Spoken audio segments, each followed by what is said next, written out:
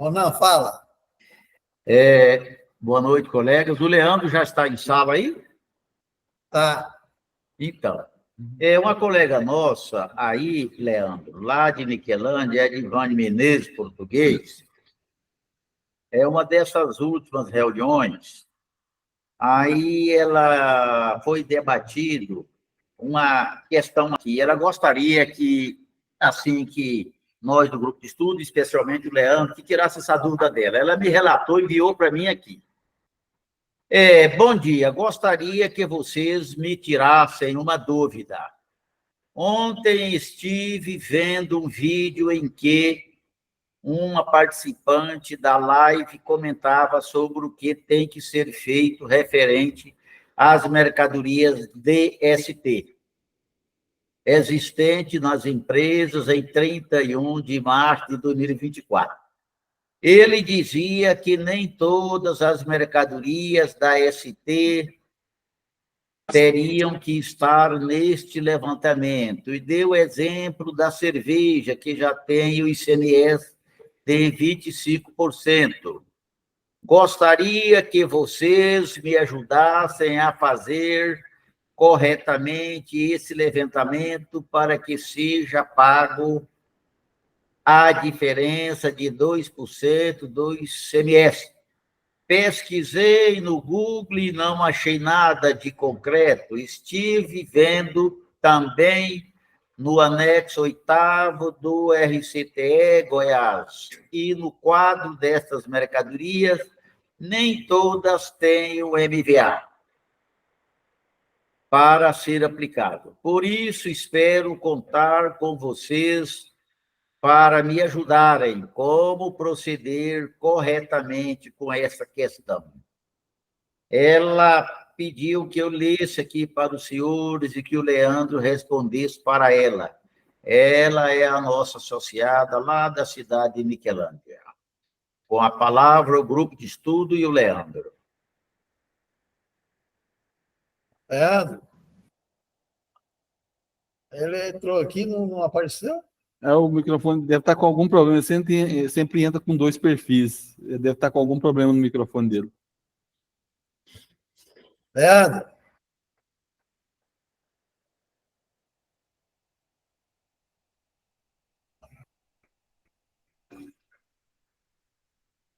Leandro? Vou chamar ele aqui, vou ligar para ele aqui e perguntar aqui se ele está tendo algum problema lá.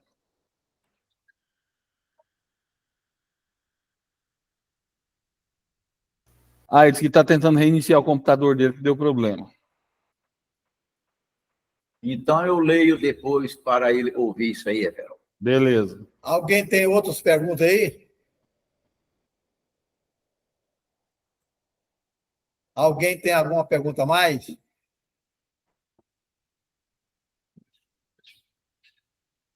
Aí ela faz uma pergunta para mim. Vou ver se eu acho ela aqui. Ilma Fernandes.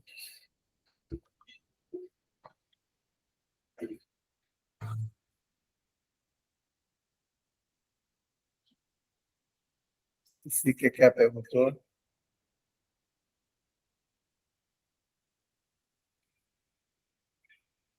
Alguém mais tem pergunta aí?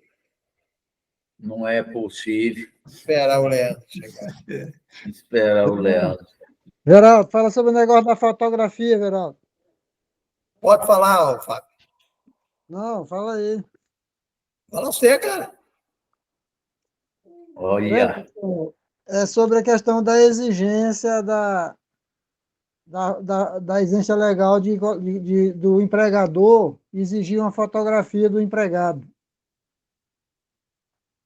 Alguém sabe se tem alguma portaria, alguma resolução com essa exigência? Você mandou que na CLT está falando que a CLT não exige.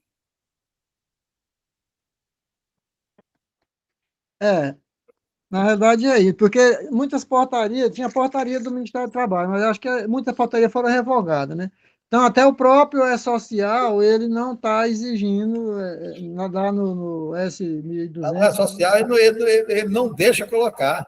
ele nem deixa colocar, né? Então, o que que acontece? Pelo que eu pesquisei lá na CLT, não tem essa exigência, no caso de eu vou admitir o funcionário, exigir uma fotografia dele.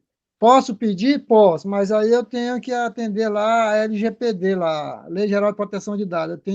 Eu tenho que assinar um termo autorizando a empresa ficar com essa fotografia dele, né? Então, claro que para a empresa eu entendo que ela tem que ter uma foto de todos os seus funcionários. Caso de um sinistro, de um desabamento, de uma coisa para identificar, é bom ter essa foto. Mas para ter essa foto, ela tem que ter um termo de autorização do funcionário para ela ter essa foto, para questão de direito de imagem, de proteção de dados. Então, o ideal é ter esse termo. Não é só exigir a fotografia. Bem, de acordo com o que você colocou aqui, ó, Fábio, artigo 41, Decreto-Lei 5.452, da CLT, que trata da obrigatoriedade do registro do empregado por parte do empregador. Não exige a entrega de fotografia por parte do empregado. Porém, se a empresa deseja obter fotografia do seu empregado, pode solicitar, desde que previamente tenha em mão o termo de consentimento do empregado, conforme determina o artigo 7º, inciso 1 da Lei 13.709, a LGPD. E também a Constituição, né? Lá no artigo 5º, inciso 5, 5º e 10º da Constituição Federal. Muito boa noite, muito boa noite. Inciso 5 e 10 da Constituição Federal. Isso. Ô, Leandro, chegou? Nosso Francisco Não, tá ainda aqui. não. Ainda não. Está reinstalando o Meet no celular dele. Ô, Francisco, tem alguma coisa, Francisco? Francisco de Assis. Francisco, o Everaldo está perguntando para você se você tem algum assunto aí, alguma atualidade para trazer para a gente agora. Eu não estou ouvindo, não, Everaldo. Algum problema lá.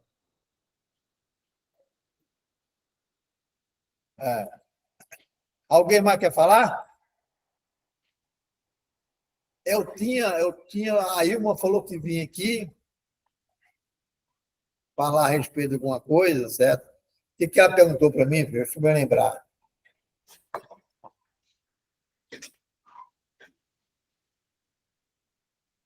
Ilma Fernandes. Aí ela falou que vinha aqui para a gente conversar, perguntar para o pessoal. Vereador, hoje foi editada a medida provisória 1.213, né, que ela institui o programa Acredita no Primeiro Passo. Né? É um programa do governo para apoiar. Nós temos muito microempreendedor que está inadimplente, precisando de um dinheiro para dar uma alavancada no seu empreendimento. Leandro chegou. Leandro, Chegou? pode falar, já.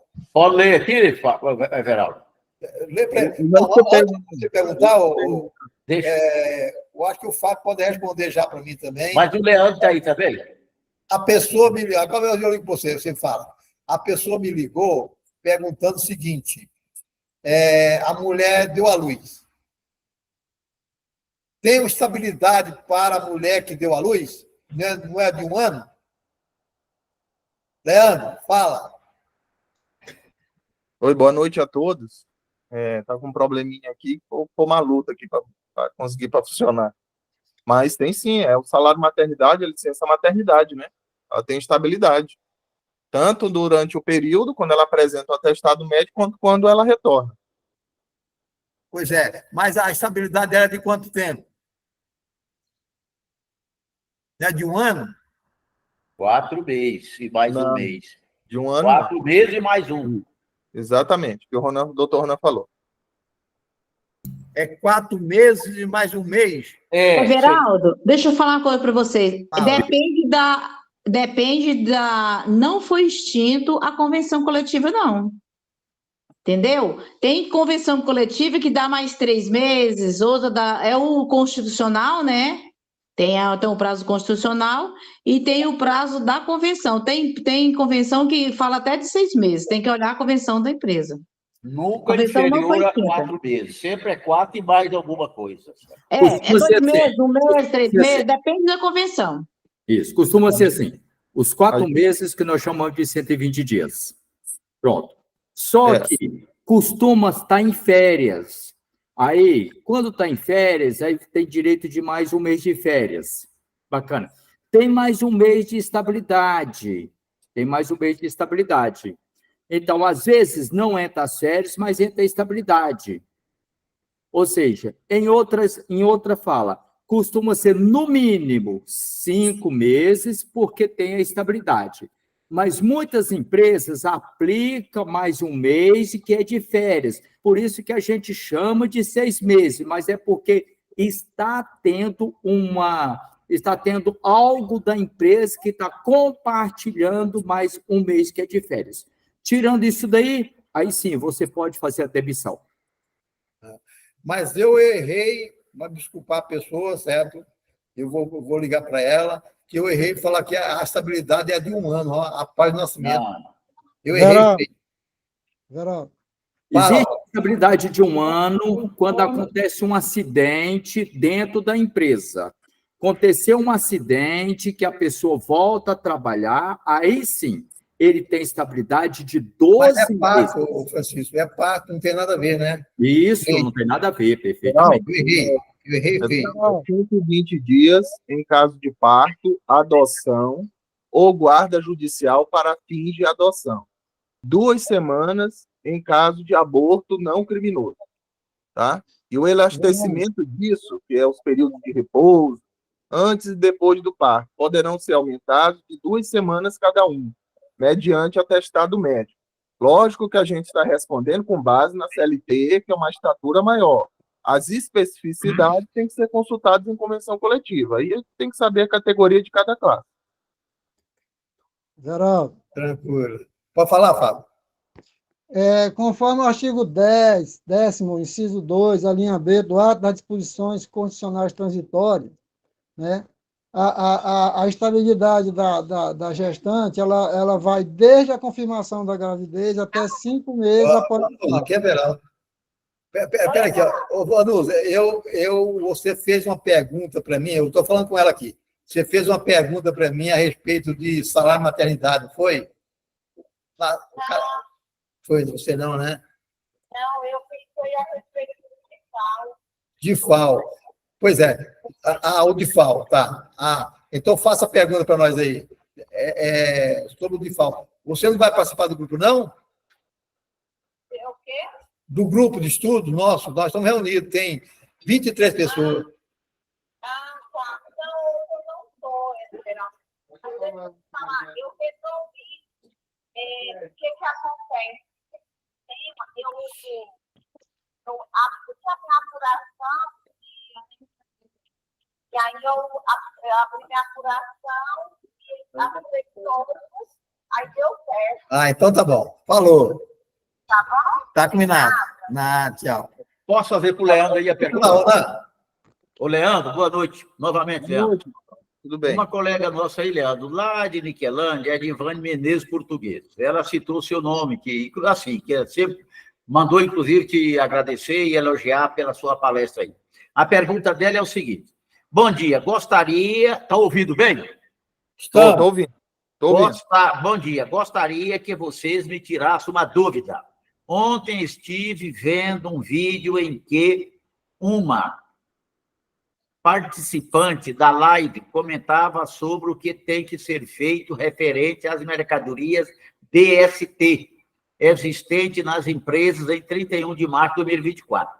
Ele dizia que nem todas as mercadorias da ST teriam que estar neste levantamento, e deu o exemplo da cerveja, que já tem o CMS de 25%.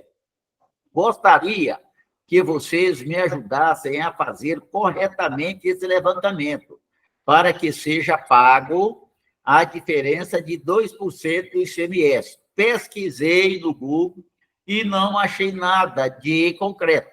Estive vendo também no anexo 8º do RCTE.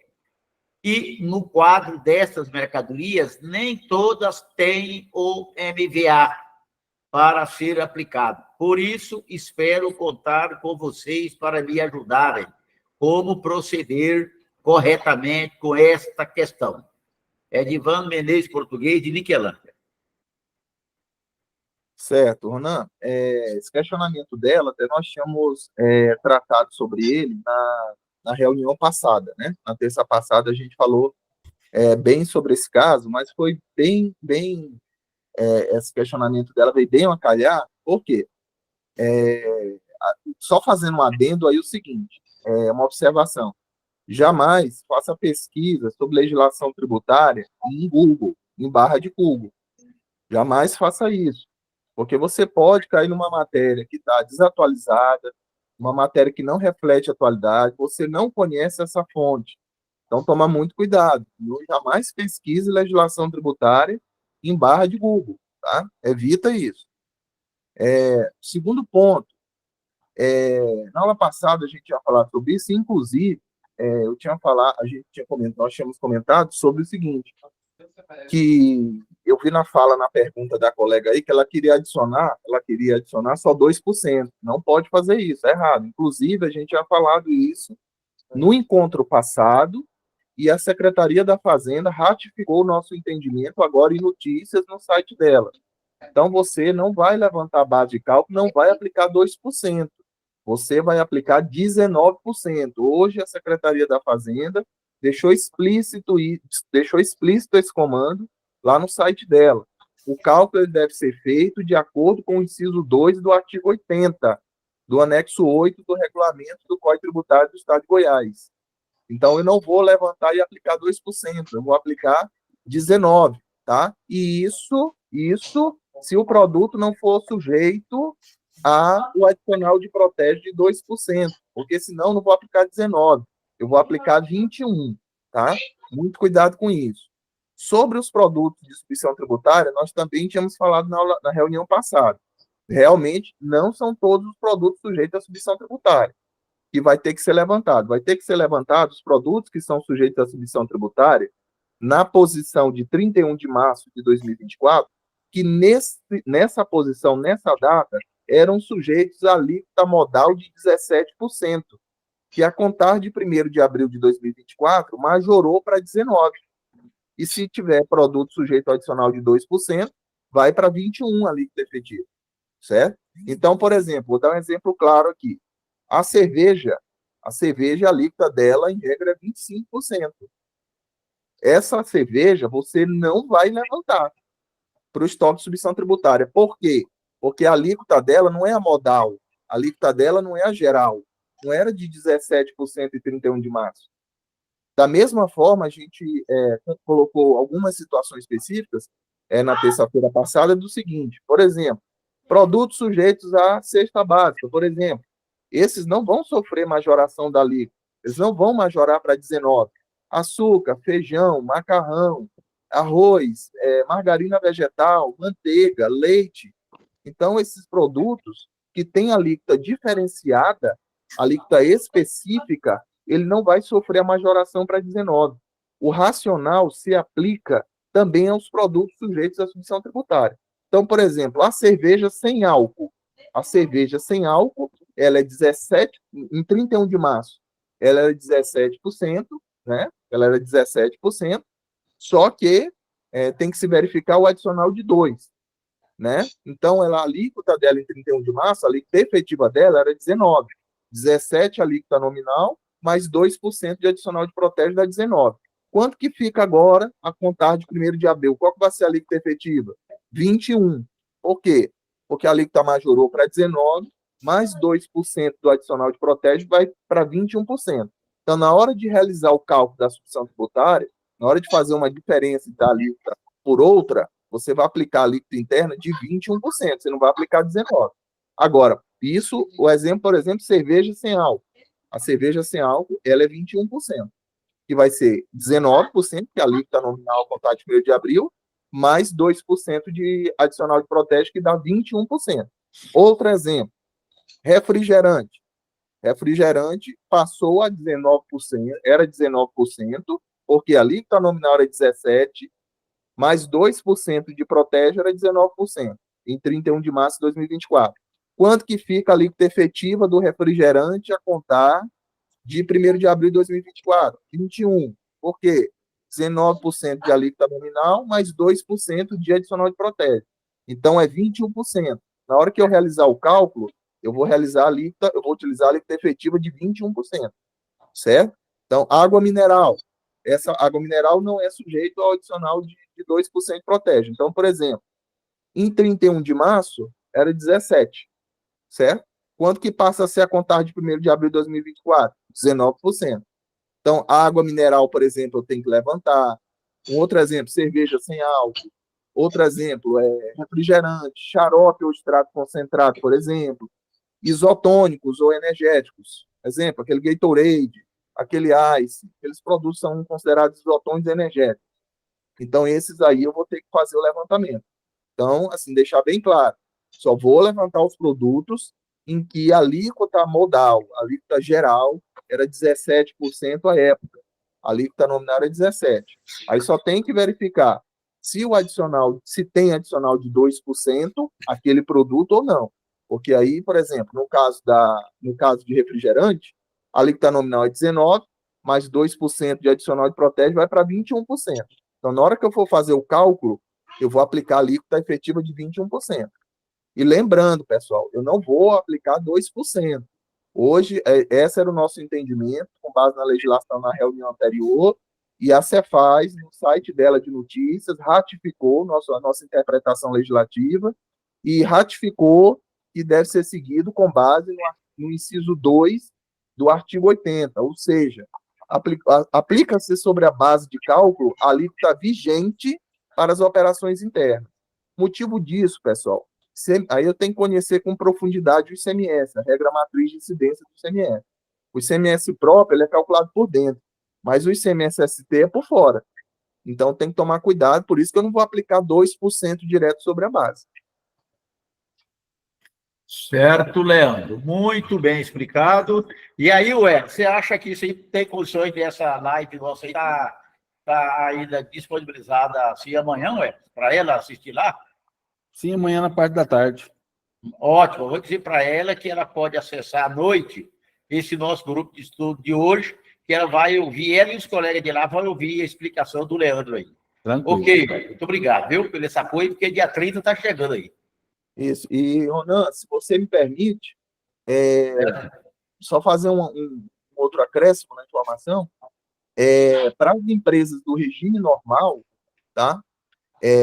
A arrecadação via DARE dessa diferença do ICMS-ST, ela é para até o dia 10 de maio, tá? Período de apuração abril, data de vencimento 10 de maio de 2024. Já para os contribuintes substituídos optantes pelo Simples Nacional, o Estado trouxe como data de vencimento para até 5 de junho de 2024, tá? Lembrando também que, como havia uma previsão para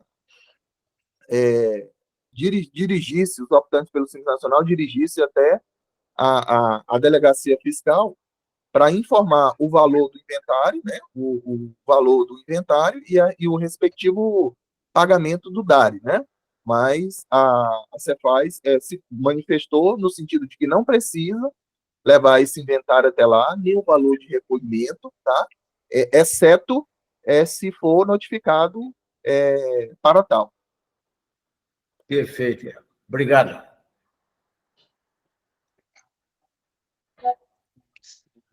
Everaldo, seu microfone está fechado. Gostaria de fazer uma pergunta para o Ronan. Ronan, Oi. a mulher tinha um filho. Aí a mulher morreu.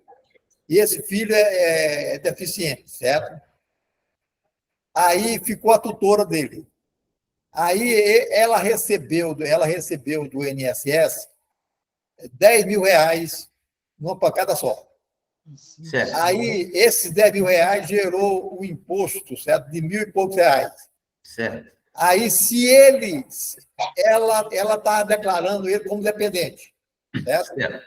Aí, se ela colocar ele como dependente, certo? Aí, o que acontece? Ela vai ter que pagar imposto, certo? Mesmo tendo a retenção dos 1.000 e pouco. Então, Certo. ele terá que declarar separadamente? Por essa receita de 10 mil reais, ela colocando como dependente, ela terá que adicionar a declaração dela à renda dele, mesmo sendo uma receita, para ele, abaixo do limite de declarar. Mas, se ela o declarar como dependente, ela tem que adicionar a renda. Para que ele não fique no prejuízo, ou ela fique no prejuízo, ou seja, deixa de receber o retido desses 10 mil reais, aí ela faz-se a declaração dele, abre-se uma conta bancária para ele, que pode abrir uma continha bancária, uma poupancinha com 10 reais de qualquer banco, abre a conta bancária para ele, faz a declaração dele com essa receita de 10 mil reais, especificamente para ele receber essa restituição em nome dele. E ela, como tutora dele, claro que ela vai, na época do crédito na conta dele, esse dinheiro, ela, como tutora dele, vai até o banco, prova-se documentalmente que é tutora e saca esse dinheiro, que é dele. E quando for o ano seguinte, se ele também não tiver uma situação dessa ou semelhante a dessa, ele pode voltar para a dependência dela no imposto de renda. Muito bem, Dorito. Alguém é contra o nosso colega Ronan? Nossa colega, não vou falar o nome, certo? Que ela falou que estava presente, mas não está. A resposta sua, colega, o nosso colega Ronan respondeu categoricamente que para ele fazer essa restrição do imposto retido, ele tem de fazer com que faça a separado, né? Pronto. E ela pode voltar depois a ser dependente dele. É isso? É isso mesmo. Alguém mais tem pergunta? Alguém mais tem pergunta? Aí o José Walter. Everaldo, Leonardo Rodrigues tem pergunta, viu? Levantou a mão aí. Não, ele levantou essa mão e não desceu mais nunca. Então... Pode descer a mão, Leandro. Tá ótimo. Zé Walter. É Leonardo, Everaldo, ele levantou a mão de novo. Leonardo, não é Leandro, não, né? Perdão, Leandro. Leonardo. Leonardo, fala. Não é Leandro, não. Eu estava pensando que é Leandro. Fala, Leonardo. A minha pergunta é sobre o DIFAL das empresas do Simples, sobre esse julgamento que teve. Eu estou com duas situações. A empresa tem uma que vem recolhendo o Simples até agora, né? Sempre recolheu, e tem outra que não recolheu e foi notificada. Como que ficou com o julgamento do STF? Vai passar a recolher o DIFAL a partir de abril, porque aqui não tinha decreto, não tinha lei, era por decreto, e se eu posso reaver esse dinheiro para trás, que recolheu dessa outra, né? Tá. Leandro, fala, Leandro. Bem, Leonardo, boa noite. Assim, a produção de efeitos da lei que legalizou a cobrança diferencial de alíquotas, que até então era cobrado por meio de decreto, o decreto 9.104 de 2017, que ocorre é o seguinte: foi violado o princípio da estrita legalidade, o princípio de estatura constitucional. E aí o que ocorre? Já havia o Estado, a administração estadual alega que não houve surpresa ao contribuinte, porque já era cobrado pelo decreto e a lei só ratificou, mas não é bem assim. O DIFAL só poderia ser cobrado para o Simples Nacional, e eu sou contra isso, né? Vale lembrar, eu sou contra isso, porque na Constituição Federal ela estabelece que o diferencial de alíquotas ele deve ser arrecadado quando é destinado a um usuário final, né? E a gente nota que esse diferencial de alíquotas na aquisição interestadual do optante do Simples Nacional dava a haver uma etapa subsequente, Ou seja, quem adquire, adquire para comercializar. Quem adquire, não adquire para usar. Mas, bem, então, o que ocorre? Pela lei, você deveria efetuar o recolhimento ali na competência de fevereiro, a partir, mesmo que a produção de efeito dela seja 29 de fevereiro de 2024, o ICMS é um regime periódico de apuração, né, no que diz respeito ao ICMS diferencial de alíquota. Então, o que acontece? Administrativamente, você não vai obter êxito.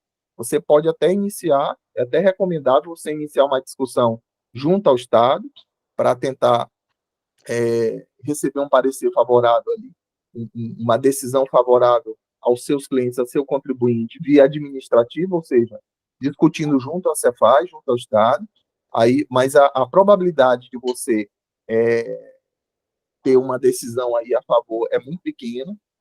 Isso eu estou falando para quem deixou de recolher para trás, né? Junto ao Estado, a probabilidade ela é muito pequena, tá?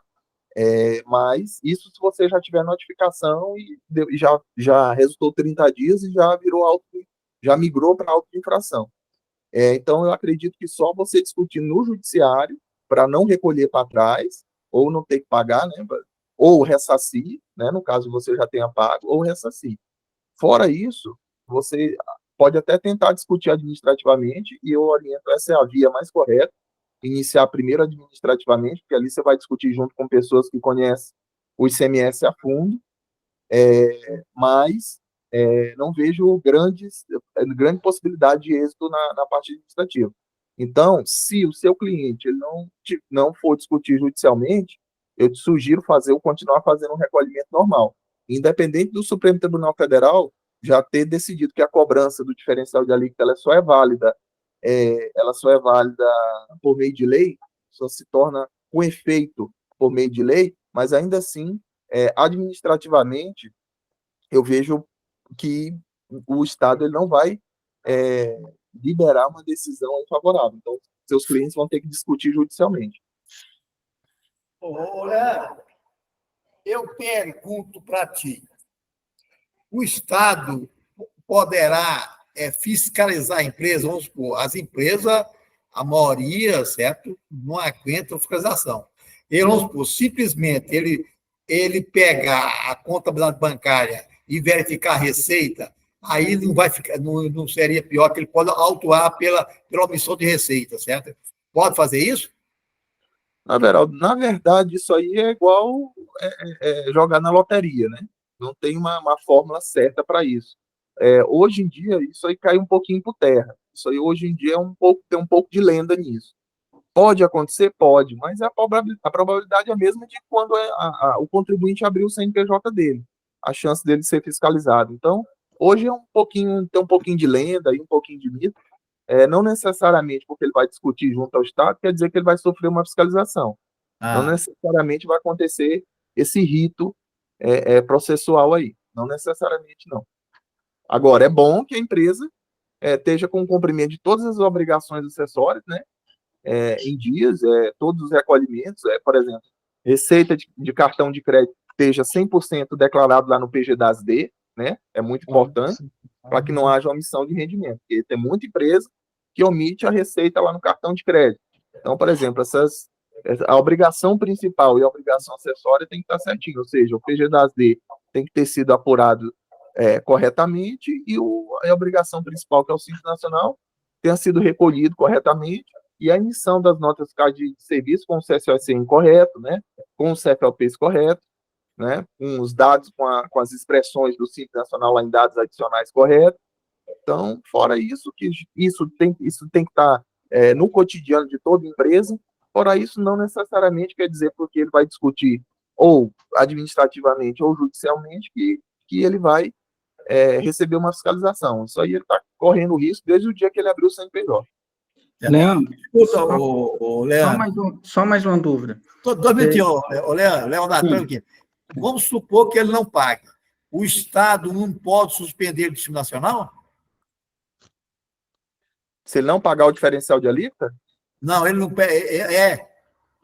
Não, aí o que ocorre? Se ele for notificado, em 30 dias ele não impugnar, migrar para o auto de infração e ele não tomar nenhuma providência, não discutir administrativamente para suspender a exigibilidade do débito, não discutir judicialmente, aí ele vai ser desenquadrado sim. Pode falar, Leandro. Então, essas que não chegou nem a recolher, então a sugestão então, é recolher para trás também, mesmo com essa decisão do STF. E aí vai depender, como eu te falei, vai depender do apetite para risco do teu cliente. É lógico que esse risco aí ele é pequeno. Por quê? Porque o Supremo Tribunal Federal já decidiu, já proferiu a decisão que o diferencial de alíquotas na aquisição interestadual para comercialização, produção ou industrialização, ele só produz efeito se for por meio de lei. E realmente é um princípio da legalidade estrita, né? Um princípio de estatura constitucional. Então, foi uma, digamos assim, uma inobservância tanto da administração estadual como dos contribuintes também. Mas, assim, na esfera administrativa, eu acho pouco provável, pode acontecer, lógico, a gente aqui não tem bola de cristal, né? Mas na esfera administrativa, eu acho pouco provável o seu cliente ter êxito. O interessante seria ele ingressar judicialmente, mas eu oriento primeiro administrativamente, para você poder desenhar uma linha de estratégia para poder descer para o judiciário. E se o seu cliente ele não quiser discutir nem administrativamente, nem judicialmente, recolhe o diferencial de alíquota. Recolhe para trás e recolhe para frente, por quê? Porque a notificação, se em 30 dias você não impugnar, vai migrar para alto. Migrando para alto vai gerar um débito. Se você não quitar até 31, vai chegar a notificação lá no DTE, lá pelo ECAC, do Simples Nacional. Lá para o mês de junho, julho, agosto, vai começar a chegar. Aí, se você não pagar, desenquadramento Simples Nacional com produção de efeitos para 1º de janeiro de 2025. Ixi, respondi, Leandro. Leandro. Sim, tá ok, beleza, obrigado, viu? José Walter. Boa noite. É que eu estava falando sobre a nossa necessidade de votar no plebiscito, né? Porque vai abrir portas para que haja uma solução mais viável e mais rápida para o nosso programa. Mas o que eu quero também falar, eu estou furando fila, é porque eu estou com visita em casa, é o seguinte... semana passada tivemos uma quesila aí a respeito da compra de uma empresa, o capital de uma empresa de 30 mil por 140 mil. Né? Então, o Everaldo pediu que nós olhássemos e analisássemos. Eu vou falar aqui agora. Eu analisei, o Everaldo tinha razão, e aí ele até brincou comigo, eu sabia que eu tinha razão. Eu falei assim, até o STF muda de opinião, né? Que nós temos visto isso toda hora. É o seguinte, quem comprou vai declarar o capital dos 30 mil e vai declarar também o ágio. Não vai declarar o capital dos 140 mil, e sim 30 mil e o ágio dos 110 mil, porque ele não pode ficar desacobertado na declaração dele. Mas também ele não pode majorar um capital que não seja verdadeiro, a menos que ele tivesse sido feito alteração na junta. Correto? Esse é o meu pensamento. Eu analisei muito, estudei bastante aqui. Correto, Veraldo? Tá bom. Mas aí, cadê o dispositivo legal? Oi? O dispositivo legal, você entrou, ele pegou o Hugo? Não, veja bem. Se você pegar o pergunta e resposta da Receita, não existe. Tá bom, é por presunção, tá. Aí vê se o Hugo pega o dispositivo para nós. Correto.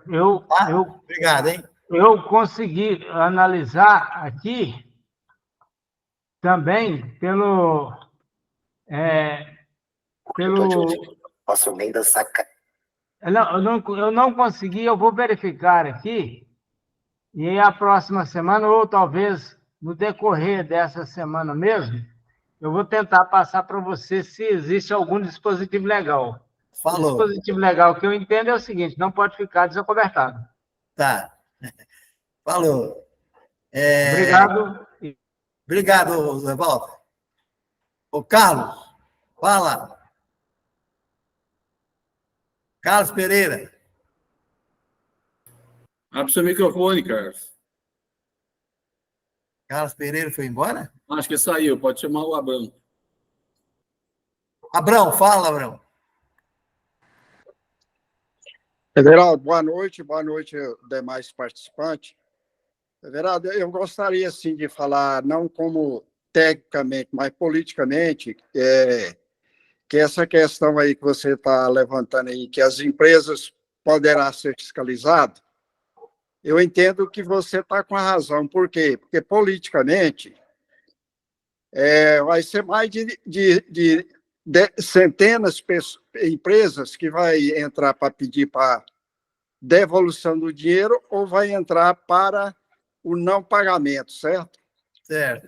Então, o secretário da Fazenda e o governador do estado, no meu entender, devido a ser um volume de dinheiro muito elevado, eles não vão devolver isso assim de mão beijada para o contribuinte, não. Ele vai, acredito que, mandar fiscalizar essa empresa primeiro para depois fazer essa devolução do dinheiro, se for o caso. Então, eu concordo com você e é preciso ter cuidado com isso aí, porque não é uma ou duas empresas, não. São centenas de empresas e que vai dar aí bastante, de um valor muito elevado, que o Estado não vai devolver isso de mão beijada. Então, é bem com bastante cuidado. Eu não estou orientando meus clientes a pedir a devolução e os que não pagou, estou orientando agora a gente parcelar e pagar, porque o Estado suspendeu um cliente meu do Simples Nacional porque estava com default atrasado. Ixi. Entendeu? Então, isso foi em 2023. Então, eu acredito que em 2024 vai acontecer com os demais que não resolveu a solução. Então, eu concordo com você que o Estado não vai devolver isso de graça sem fiscalizar as empresas, certo? Então, boa noite, obrigado. Pessoal, eu falo isso, certo? Porque eu tenho cliente que aí eu comecei agora a exigir mais, certo? Eu exijo mais que eu exijo a conta bancária. Então, eu verificando a conta bancária, foi depositado lá 70 mil. E ele tirou 23 de nota, certo? Isso aí, muito tempo. O que eu fazia? Olha, isso aí, eternamente desse jeito. Isso, o que eu fazia? Eu chegava, pegava, lá na venda do consumidor, eu estou falando isso porque eu fui no Estado, naquela época que o Hélio era vivo, aquele barbudão, grandão, né? O Hélio era vivo, eu fui lá no Estado e falei assim, olha, eu estou fazendo isso. Aí o cara disse, olha, Everaldo, se você está fazendo isso, então você está ficando, talvez, no lugar do fiscal, certo? Você está preservando, certo, o seu cliente. E não vai acontecer nada com você porque você fez isso. O que eu fazia? Na venda consumidor, porque ela não tem para que eu vendi, certo? Ele tirava uma nota de 5 mil, eu posso errar, falava que era R$5, ele falava que era 5 mil, certo? E eu completava a venda do cara. E isso fiz durante muito tempo. Para você ter ideia, agora, do mês passado, que o cara começou a conscientizar e tirou as notas corretas. Não precisei eu aumentar, certo? Então, eu estou falando isso porque muita gente está nessa situação. Hoje mesmo, eu peguei uma contabilidade, aí o cara estava devendo 96 mil fornecedores. Fiz o levantamento, está devendo só 16 mil. Então, tem uma diferença de 80 mil reais. Aí ele falou para mim, Everaldo, mas o caixa dele não dá conta de pagar. Então, faça o que eu estou falando com vocês, gente. Porque se eu faço uma contabilidade e cheguei lá, coloquei um fornecedor de 96 mil e ele tinha só 16 mil, o que vai acontecer? Vai respingar no contador que aquela contabilidade é falsa. Certo? Esse é o entendimento que eu tenho, certo? Porque vai respingar alguma coisa por irresponsabilidade do contabilista. Então, aí ele falou, mas se eu fizer isso, eu perco o cliente. Aí eu falo para ele sempre falei isso, certo? Olha, É melhor você perder o cliente do que perder a dignidade profissional. Certo? Isso que eu falo sempre, isso eu prego isso desde quando eu tenho noção de contabilidade. É preferível eu perder o cliente do que perder a dignidade profissional. Eu sei que existe N e N contabilistas que faz isso, mas nós temos que pregar sempre a dignidade profissional, tá? Fala, Leandro. Veraldo, eu queria colocar um outro assunto aqui, pode? Você me permite? Espera um pouquinho, só um minutinho. O Eustáquio, ele está agora presente aqui, ele queria fazer uma pergunta. Fala, Eustáquio, depois você fala, Leandro. Fala, Eustáquio. Você me ligou hoje, Eustáquio? Boa noite a todos, tudo bem com todo mundo? Tudo bem, né? Espero que sim. Everaldo, é o seguinte, eu liguei para você hoje que a gente manda, eu já até trouxe esse caso aqui, só que a gente precisava de ter, assim, como é que diz? Algo assim mais profundo, a gente precisava entender um pouco mais profundo sobre essa questão, porque é a venda de matéria-prima, material que vai ser aplicado em obra fora do estado de Goiás. A gente tem obra fora do estado de Goiás, no Mato Grosso. Aí a gente manda material que vai ser aplicado nas obras lá fora, né? O que acontece? É devido de FAO, por quê? A gente acha que não é porque é material que vai ser aplicado no serviço, não é consumidor final. Só que na Código Tributário fala que a questão do DIFAL não é definida pelo contribuinte final, ser contribuinte ou não, ou se a mercadoria ela é destinada a consumo final ou não. Não é consumo final, é industrialização. Mas aí eu fui lá no Cefaz hoje, conversei com o fiscal lá, e ele falou assim, não, a questão é o seguinte, tributavelmente falando, pelo Código Tributário, não define a tributação do DIFAL por ser contribuinte final, consumidor final ou não. A questão do DIFAL, ela existe para evitar que os estados, né, cada estado, se prejudique. Foi isso que ele me falou. E aí eu gostaria de conversar com você, de ver a opinião de vocês sobre esse DIFAL. A mercadoria vai para ser aplicada no serviço, é obra que a gente faz fora do estado de Goiás, Mato Grosso, Brasília, Manaus. Aí é que está a questão, porque o pessoal, a gente não tem pago de FAO. Eu conversei com vocês, a gente tem feito aqui, coloquei observação lá no campo da nota, mandei colocar que é a mercadoria de nossa propriedade, que segue para ser aplicada na nossa obra no endereço tal. Até então tem passado em todas as barreiras, mas a questão é, será que vai ser cobrado de FAO futuramente, ou realmente é devido a esse de FAO ou não? Leandro? Bem, Eustáquio, eu vejo aí que são duas informações distintas, né? Que eu acredito que o auditor, o fiscal que te atendeu lá no Cefaz, ele te explicou. Primeiro, uma coisa é o fato gerador, outra coisa é a questão comercial. Realmente, o diferencial de alíquotas ele foi criado para equalizar o estado de destino, a arrecadação do estado de destino com o estado de origem. Porque, veja bem, às vezes você tem um estado de origem que pratica 19%, o estado de destino, ele pratica uma alíquota de ICMS de 19%. Quando você remete uma operação, numa operação interestadual, ou é 4% se o produto for importado, ou é 7% ou é 12%. Se a gente for pensar, ficaria muito mais econômico para quem está comprando, comprar de fora, que pagaria uma carga tributária embutida no produto de 12%. Em vez de pagar uma alíquota, por exemplo, de 19%. Então, isso é uma coisa, tá? Essa questão arrecadatória para equalizar, né? Para não que o contribuinte, por exemplo, de Goiás, não prefira comprar de outro estado para comprar uma alíquota menor do que a interna. Então, para isso que existiu o diferencial de alíquota. Isso muito devido ao quê? Ao e-commerce. Porque ficou fácil com a internet a pessoa física solicitar a compra. Então, isso é equalizar, é equilibrar, para que o ICMS não fique todo no estado de origem, né? Até porque seria muito mais racional o contribuinte comprar de outro estado, porque a alíquota interestadual é 4, é 12 ou é 7. em vez de ele comprar no estado dele, que agora, por exemplo, tomando o exemplo do estado de Goiás, sem adicional de 2% protege. A alíquota modal vai ser, a contar de 1º de abril, é 19%. Então, isso é um racional, mas isso é uma coisa, fato gerador é outra. Então, veja bem. E outra coisa, o teu cliente, ele é optante pelo Simples ou não? Não, é lucro presumido. Beleza, então ele apura o ICMS pelo regime periódico de apuração. Quem que é o destinatário da operação? Quem que está adquirindo essa mercadoria? É órgão público, prefeitura, estado. Pois é, então, órgão público, o estado, ele não é contribuinte do ICMS, certo? Certo.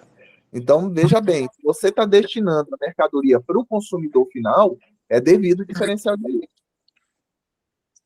Mesmo que vá sofrer tributação só na nota de serviço depois? Não, veja bem, você não está remetendo. Aí, veja bem, aí você tem que tomar cuidado com o seguinte, aí a coisa vem lá atrás. A operação que você está realizando é uma operação mista? Primeira coisa que você tem que se perguntar é isso. Essa operação é mista? Ela envolve mercadoria e serviço? Ela envolve só serviço? Porque se ela envolver mercadoria, você tem que entender o seguinte, o que for mercadoria é uma entrada interestadual no estado. Se for uma entrada interestadual e o destinatário é o usuário final, aí é devido o diferencial de alíquota. Então, você tem que fazer essas, digamos assim, essas preliminares para poder você concluir pelo diferencial de alíquota ou não. Então, primeiro, operação interestadual. Quem que é o destinatário? É um não contribuinte? Sim. Se for um destinatário não contribuinte, o diferencial de alíquota é devido. Se o remetente da mercadoria for optante pelo Simples Nacional, aí não precisa nem fazer análise mais, porque o Supremo Tribunal Federal já declarou inconstitucional. Aí você só vai analisar quando for lucro presumido, arbitrado ou lucro real. E eu acredito que no seu caso você deve estar trabalhando com aquele subitem 7.02. Aquele item 7.02 da lista anexa à Lei Complementar 116 de 2003, ele já estabelece que o que for sujeito a produtos, né? O que for sujeito a produtos, o que tiver produtos é ICMS. O restante é alcançado pelo campo de incidência do ISS. Entendido. Então, mas realmente, se a empresa for do Simples, ela mandar e acabou o DIFAL para a Simples Nacional, correto? Não precisa nem fazer análise nenhuma mais. Beleza. Não, é isso aí, Everaldo. Obrigado aí. E outro detalhe, viu, Eustáquio? Quando você falar diferencial de alíquota, você tem que entender da legislação do estado de destino, tá? Esqueça de Goiás. Se você está remetendo para Mato Grosso, você vai ter que entender da legislação do Mato Grosso. É igual submissão tributária.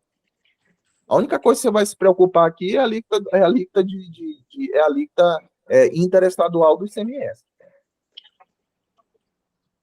Tá bom. Ok, obrigado. Ô, Abrão, espera um pouquinho, Abrão. O cara chegou, o cara queria fazer a pergunta, cara?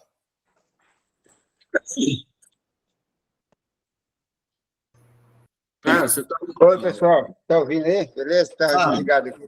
É o seguinte, hoje chegou, só para tirar uma dúvida, para a gente reforçar.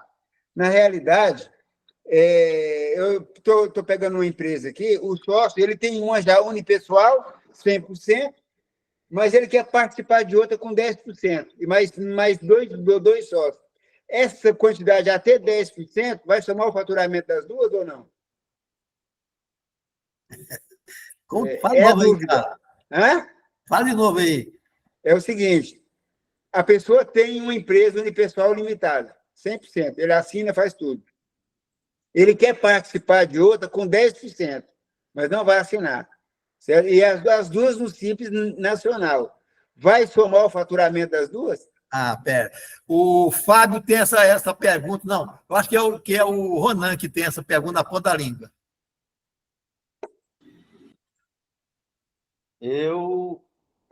Eu quero dizer o seguinte, Carlos. Ele tem uma empresa optante do Simples Nacional, certo? 100%. Tem outra empresa também optante do Simples Nacional, que ele tem 10% dela. Está querendo entrar. Está querendo 10%. entrar. É 10%. Certo? Isso. Bom, aquele dispositivo, e nós temos vários colegas aí que vai me corrigir se eu estiver errado. aquele dispositivo que não pode ultrapassar de 10% do capital social é quando a empresa que ele vai ter 10% não seja optante do Simples Nacional. Certo. Certo? No caso dessa outra, que ele tem 10% do capital social dela, e as duas são simples, só que uma tem 10%, eu entendo que vai somar sim o capital social. Ou melhor, somar sim a receita bruta. Ô, Fábio, pega a 123 aí, Fábio.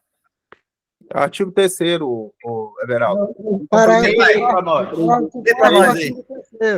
Lei Complementar 123 de 2006, artigo 3º, parágrafo 4º. Aí o inciso 3. Inciso 3 é de cujo capital participe pessoa física que seja inscrita como empresário, ou seja sócia de outra empresa que receba tratamento jurídico diferenciado. Esse é no caso de, basta ele participar no quadro societário de outra ME-UFP. E o inciso 4 é a questão dos 10%. Só que o que é a questão dos 10%? Ele tem que participar do capital de outra empresa não beneficiada por essa lei complementar. Então, literalmente, é uma outra empresa que não seja nem ME, nem EPP. Se ela for presumida, pode, então.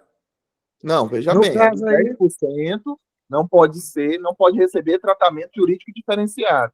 Essa é a tradução do comando legal. Então, não pode ser nem ME, nem EPP. Se as duas simples, pode. Hã? Não. Se as duas for simples, aí não precisa juntar, não.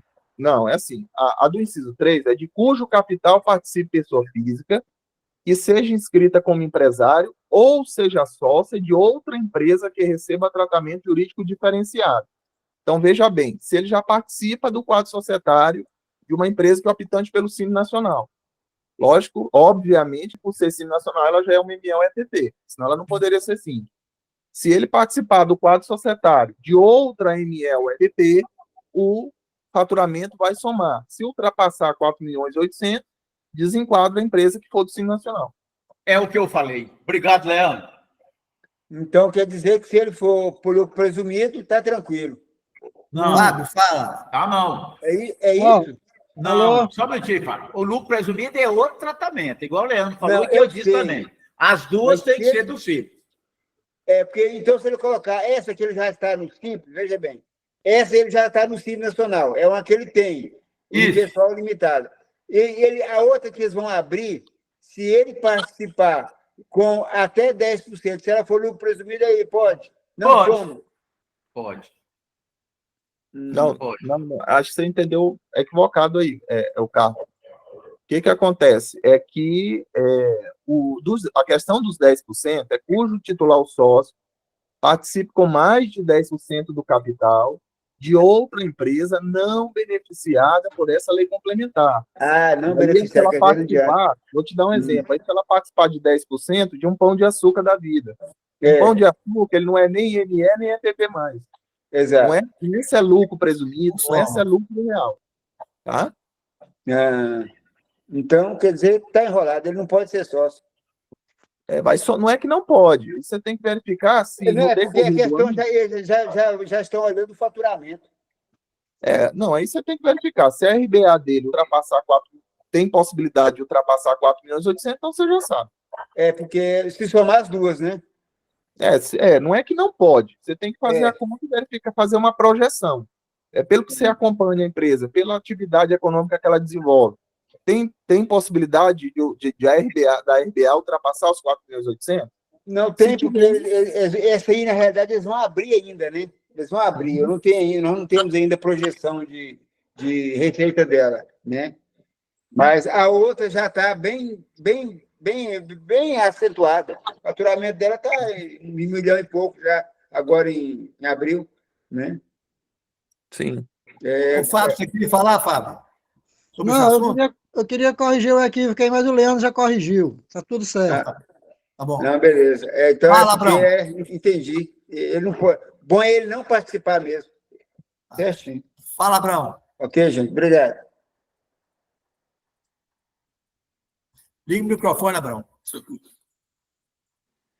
Everaldo, eu queria voltar aí no Eustáquio e fazer a seguinte pergunta para ele.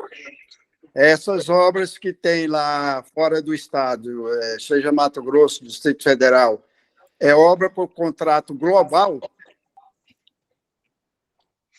Contrato global, aí você me apertou. O que seria o contrato global? O contrato global é onde a construtora pega uma obra para fazer, que ela aplica a mão de obra e o material. Isso, é assim. Então, aí eu vejo aí o seguinte, Eustáquio, você pode comprar para a obra em Mato Grosso, em Brasília, o seu fornecedor entregar direto na obra, você foge do DIFAL. Ou você faz a compra com o endereço da matriz aqui em Goiânia e faz a transferência. Aí eu pergunto ao Leandro se transferência tem que pagar o DIFAL. Na verdade, Abrão, ele não foge nenhuma das duas, porque quando o fornecedor encaminha para o Mato Grosso, ele está encaminhando por conta e ordem do adquirente. Isso o adquirente mesmo. é o cliente dele. De toda forma, o adquirente dele vai ter que emitir uma nota fiscal contra o Estado do Mato Grosso para receber o dinheiro dele. E aí, na hora que o Estado abocane. Não, mas aí ele vai, viu, Leandro, ele vai emitir uma nota de serviço. Não. Entendeu? Leandro, isso aí eu já trabalhei demais com consultora que presta para o governo. Ele emite uma nota fiscal de serviço. Ele compra o material, ele compra o material em nome dele, aplica na obra. Pode perguntar ao Eustáquio aí, você emite uma nota fiscal de serviço, não é, Eustáquio? Não, vai depender do subitem de serviço da lista que ele tiver. Se ele tiver trabalhando... Leandro, se for o contrato de obra por empreitada global, o material e a mão de obra é tudo por conta da consultora. E quando ele vai fazendo as medições, ele emite a nota fiscal de serviço, não de material. É exatamente então, isso. Então, ele pode fazer a transferência, compra em nome da matriz em Goiânia, faz a transferência, ou ele compra para o fornecedor entregar para ele lá, em nome da consultora, mas naquela obra cadastrada no Mato Grosso. Para isso, tem que tirar a inscrição estadual e etc. Entendeu? Não, mas eu já fiz isso muito. Eu discordo mesmo assim, porque se ele estiver utilizando o subitem 7.02, o subitem é claro, quando ele fala que produtos é sujeito ao ICMS. Ele vai ter que emitir uma nota fiscal do produto.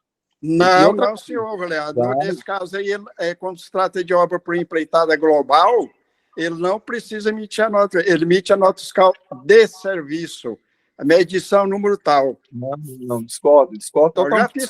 Leandro, eu já fiz mais de 20 anos. Não, mas eu discordo. E nunca tive problema.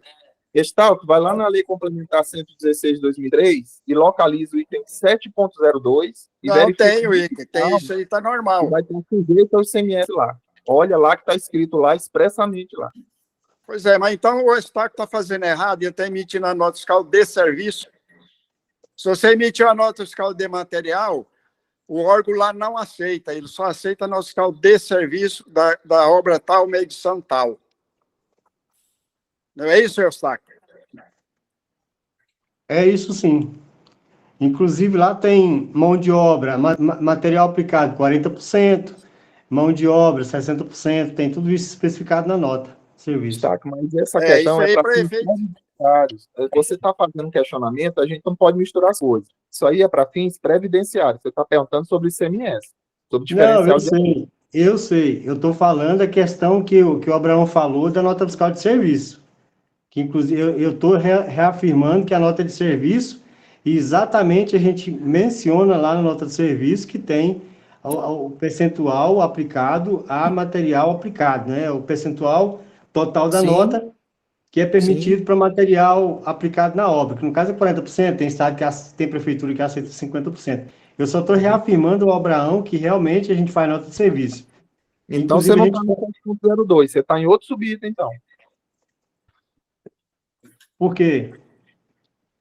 Porque se você está emitindo só uma nota fiscal de serviço, você não está pagando ICMS, você está pagando só ISF. Então você não está no subitem 7.02, você está em outro. Então você está dizendo que você está entrando só com mão de obra. A gente emite a nota para transportar o material que vai ser aplicado.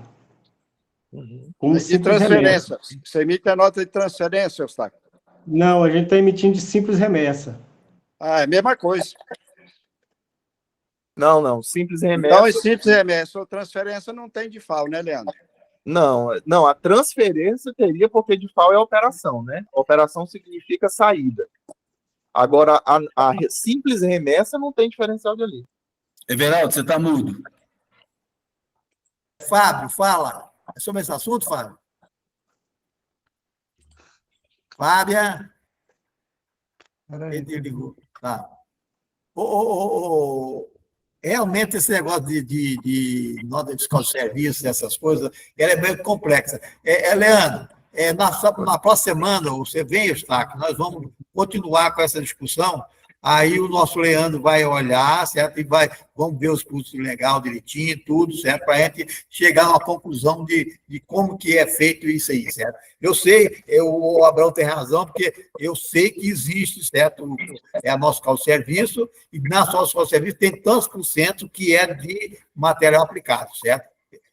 E você paga o ISS pelo total da nota ou só pelo serviço prestado?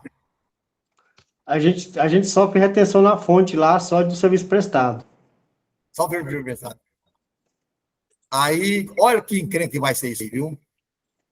Porque se ele pagasse sobre o total, certo? Aí eu concordaria até com você. Mas se ele paga só sobre o serviço prestado, aí o Leandro parece que o Leandro vai ter razão, certo? Eu não sei, não vou questionar, certo? Tá? Porque no mínimo que vai acontecer é você comprou mercadoria com crédito, no mínimo que vai acontecer é estornar o crédito da mercadoria. No mínimo que vai acontecer. Aí vai pagar também o estorno do crédito, né? No mínimo que vai acontecer. Alguém mais quer falar? Veraldo, eu queria colocar uma informação aqui que está muito em voga também, se você me permite. Pode. Wesley, tem como você liberar o triângulozinho aqui só para me compartilhar um projeto? Prontinho, pode compartilhar.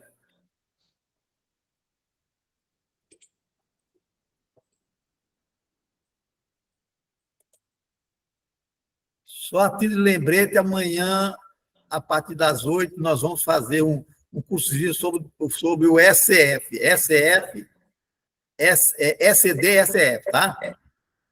Começa às 8 horas.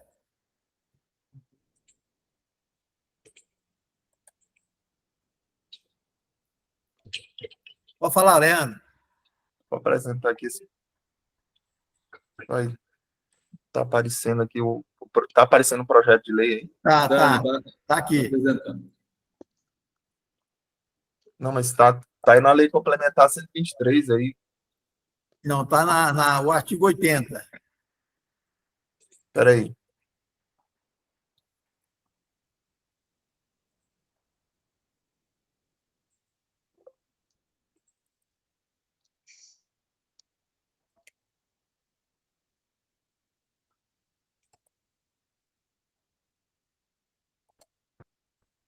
Não tá aparecendo, Wesley, o projeto de lei. Tá aparecendo o artigo 80 aí que está sendo compartilhado. Esse é o que está no Google. Eu queria um PDF. Então, você tá no celular ou no computador? Esse aqui é no computador. Você está com duas telas aí? Espera aí. Está o artigo 80. Se você tiver com duas telas, você tem que pedir para apresentar a tela lá. Ou a janela, se tiver. Tá. Beleza. Achei aqui já. Isso. Aí, agora sim. Tá. Não só para apresentar aqui, pessoal, está sendo discutido e votado nesse exato momento, lá no plenário da Câmara dos Deputados, um projeto de lei de autoria do deputado José Guimarães e Odair Cunha, ambos do PT, sobre a alteração do PES, daquele programa de retomada de eventos. Então, estou até trazendo esse assunto aqui, porque é um assunto que está em voga, e é bom a gente colocar no nosso radar, porque a previsão que tem no projeto de lei é para que a produção de efeitos seja ainda no mês de abril de 2024. Então, o PS tinha sido revogado a contar de 1º de abril de 2024, para as empresas pagarem que até 31 de março as empresas pagavam a alíquota zero, exceto Simples Nacional, né? Lucro presumido, lucro real, lucro arbitrado, pagava alíquota zero de PIS, COFINS, imposto de renda e contribuição social. Agora, com o novo projeto de lei, eles diminuíram as atividades eram 44, antes da alteração na lei 14.148, antes desse projeto de lei, eram 44. Agora eles reduziram para 12. Mas é importante a gente ficar atento, porque tem atividades aqui que é do dia a dia, que é do cotidiano de muitas assessorias, como hotéis, né, serviço de organização de feiras, né, atividades de sonorização de iluminação, bares e outros estabelecimentos especializados em servir bebidas, restaurantes e similares, bares com entretenimento e sem entretenimento. Então, eles suprimiram... Esse deputado é cachaceiro, né? Eles reduziram de 44 para 12 atividades. E essa redução, ela vai ser regressiva, né? Vai ser uma redução regressiva de acordo com como está no projeto de lei. Se nada mudar, ele for votado dessa forma, está acontecendo a votação, a discussão, a votação nesse exato momento agora, lá no plenário da Câmara dos Deputados, e é uma alíquota regressiva de 45% de abril a dezembro de 2024. Eu até fiz aprovar tranquilo. Eu até fiz aqui uma... Deixa eu voltar aqui. Eu até fiz aqui uma... Deixa eu só voltar aqui na...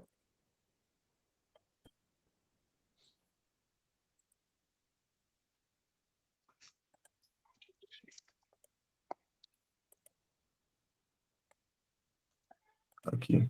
Eu até fiz aqui um resumo do projeto de lei. Então, assim, as atividades que vão ter essa alíquota regressiva, hotéis, né, serviço de organização de feiras, casa de festas e eventos, produção teatral, produção musical, produção de espetáculos de dança, produção de espetáculos, atividade de sonorização, iluminação, arte cênica. Daí vem restaurantes e similares, bares e outros estabelecimentos, Essas últimas 3 atividades econômicas, elas têm uma exigência para participar desse novo PES. Ele tem a exigência da regularidade no cadastro em 18 de março de 2022, que é um cadastro das empresas que estão enquadradas como empresas de turismo, no segmento de turismo, no Ministério do Turismo, para poder participar, tá, desse benefício do programa de retomada do PES do setor de evento para essas atividades econômicas. Então, eu até trouxe esse assunto porque provavelmente as empresas que estão no Simples Nacional, com essa atividade econômica, elas vão avaliar se é vantajoso elas desenquadrarem do Simples para ir para o lucro presumido. Detalhe, nesse projeto de lei, se vingar, se nada for alterado, lucro real não vai participar, nem lucro real, nem lucro arbitrado. O Simples Nacional já não participava mesmo, anteriormente.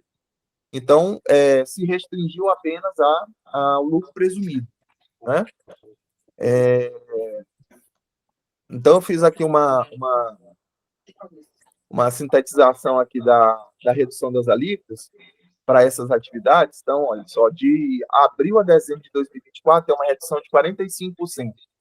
Vai ficar uma alíquota de 0,3575%, 4 casa decimal, né? COFINS, 1,65%. Contribuição social, 4,95%. O imposto de renda vai ser alíquota zero, né? Aí tem que fazer cálculo para ver se compensa ou não sair do Simples Nacional. Em 2025, já reduz para 40%. Aí vai ficar 0,39% de PIS, 1,80% de COFINS, 5,40% de contribuição social e 9% de imposto de renda. Em 2026, a redução cai para 25%. Aí PIS fica 0,48%, COFINS 2,25%, contribuição social 6,75% e imposto de renda 11,25%. Quando for em 2027, aí já foi extinto o PIS e o COFINS, porque entra a CBS, a contribuição sobre bens e serviços, ela entra definitivamente e o PIS e o COFINS é extinto. Então, eu trouxe o assunto aqui porque provavelmente as empresas do Simples vão fazer conta, para ver se compensa ou não. É lógico que tem que verificar também a folha de pagamento, né? Que vai incidir a parte patronal, o RAT, os terceiros, aí tem que fazer conta. Mas, como as alíquotas são regressivas, o imposto de renda agora aqui em 2024 é alíquota zero, logicamente o projeto de lei sendo convertido em lei, as empresas vão fazer conta para ver se fica no Simples Nacional ou não. Então, é interessante a gente colocar nesse radar, porque restaurante, bar, com entretenimento, sem entretenimento, ele é uma atividade que muitas assessorias atendem, né? Uma atividade aí comum. Então, é interessante a gente colocar no radar, ele está sendo votado agora, está sendo discutido e votado agora, e é bom a gente ficar de olho, porque provavelmente as empresas vão querer, talvez, solicitar um planejamento tributário para ver o que compensa. Beleza, cara. Obrigado.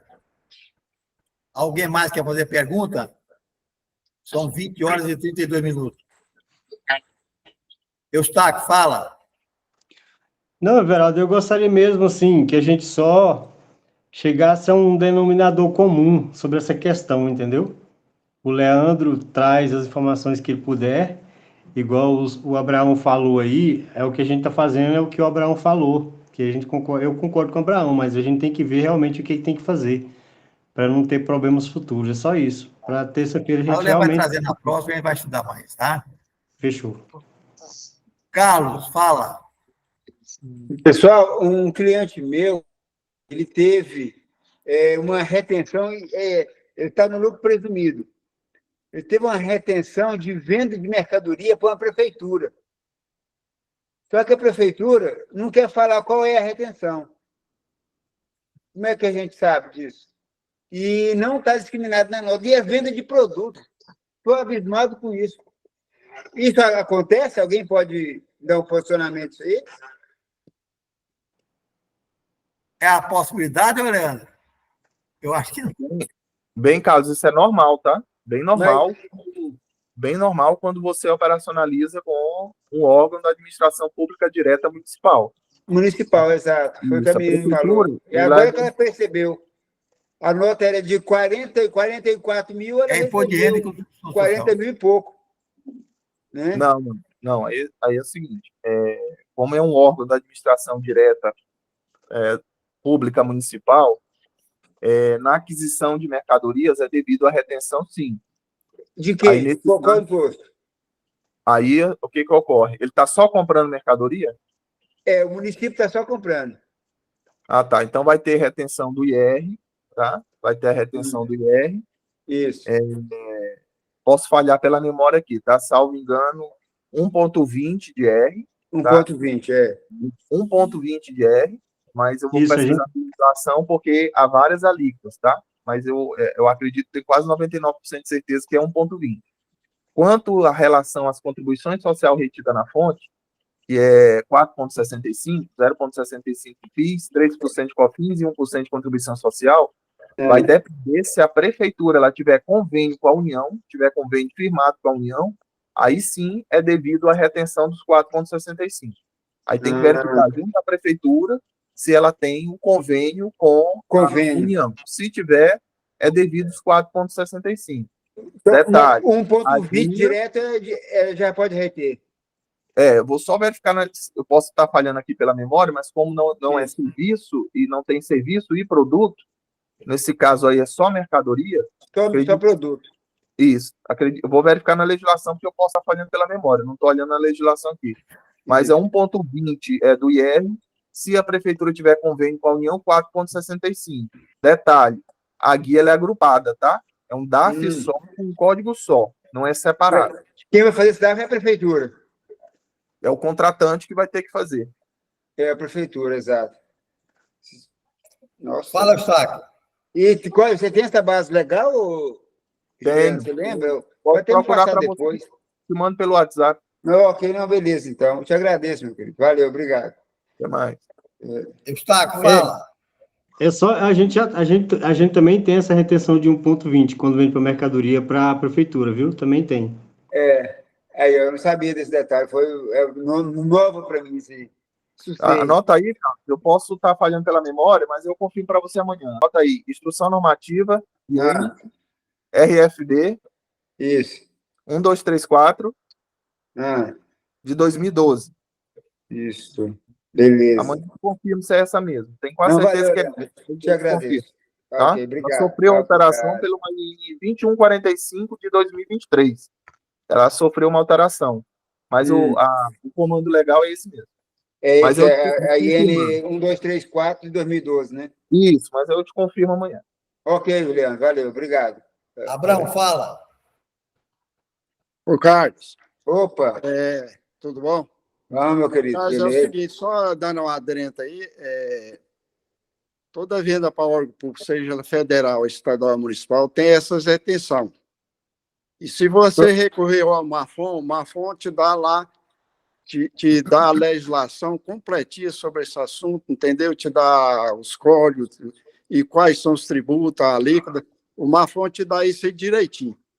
Eu vou entrar lá agora, daqui a pouco. Valeu, doutor. Obrigado. Fala, Fábio. Com relação àquela questão do Eustáquio, ratificando a colocação do Leandro, que falou que se a construtora comprar para entregar lá na obra, se escapa do DIFAL, não escapa. Isso aí está lá no artigo 11 da Lei Complementar 87 de 96, que é a Lei Candir.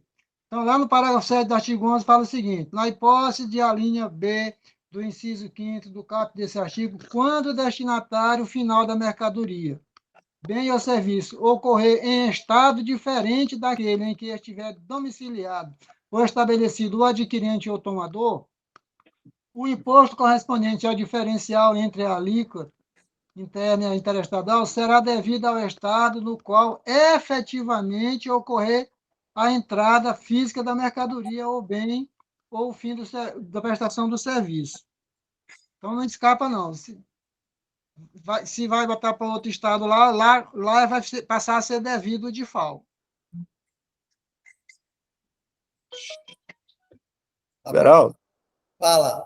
Veraldo, só fazendo uma correção para não fazer igual da reunião passada, que às vezes deixa passar batido. Carlos, só fazendo uma correção no que Abrão falou, não é toda operação com estado e município que vai ter retenção, não, tá? Não pensa desse jeito. Senão você vai errar. Sociedade, por exemplo, de economia mista estadual não tem retenção. Então tem que tomar cuidado. Sociedade de economia mista federal já tem. Sociedade de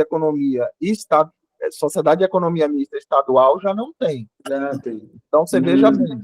Você vai ter como é o público municipal, mas tudo bem.